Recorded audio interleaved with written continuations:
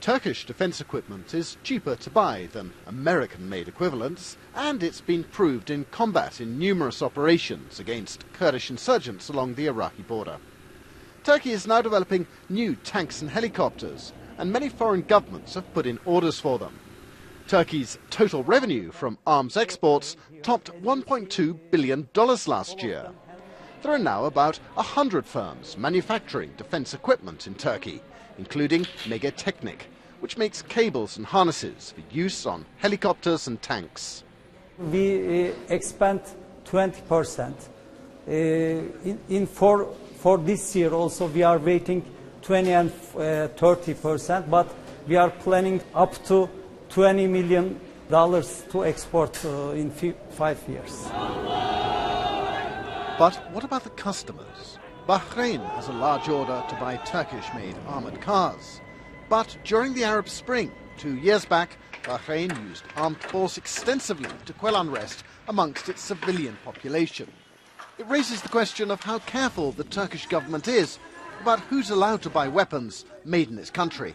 I spoke to the Undersecretary at Turkey's National Defence Ministry, Morad Bayer, and I asked him first, who are its biggest customers for arms? Those are the countries that we have very close relations, good partnership relationships. But regionally speaking, of course, this is Middle East. The Gulf region is one big export market for Turkey. Asia is also an important market, given our relationships in those countries, and a little bit also in Southeast Asia. So those are the main components. What type of defence equipment are you offering for sale abroad? In the coming years, what would be the prominent Turkish defence products that would have some export potential? I can suggest as the first one our new main battle tank, which is called Altay. So that is completing its development stages. It will start production in a couple of years. The next one can be the attack helicopter that we are building for the Turkish army. That will start deliveries this year. Some people are worried about the proliferation of weapons in the Middle East.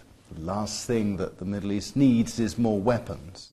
We abide by all international rules, United Nations rules, alliances that we are part of, like NATO. So in terms of the arms exports, we follow those rules very, very closely, and I think Turkey will be very responsible in that regard. It struck me that you're selling armoured cars to Bahrain. Using one's imagination, what's the most likely use Bahrain would make of armoured cars? Against a foreign enemy or against domestic enemies? I think how the governments will utilize this defense equipment is regulated by international rules, and we all believe that those countries are members of the international community, and they will be subject to the same rules, same disciplines. We don't have much concern about that.